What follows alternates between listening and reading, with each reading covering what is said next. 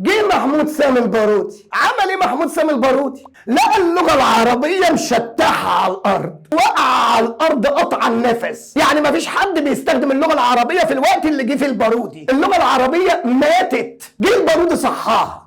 عمل ايه لما صحاها؟ اوعى تقول لي خدها على رجليه وصحاها وفوقها. لا، مش كده بالظبط. ده هو لما جه لقى اللغه العربيه ضايعه، عمل ايه؟ بدأ يحييها من جديد عن طريق ان البارودي كان حافظ للشعر العربي القديم، كان حافظ من الشعر الجاهلي، من الشعر الاسلامي، من الشعر الاموي، من الشعر العباسي، وبدأ يقلد الشعر القديم. وبالطريقه دي استطاع البارودي انه يحيي اللغه العربيه ويبعثها من جديد. هتقول لي ده مقلداتي، وماله؟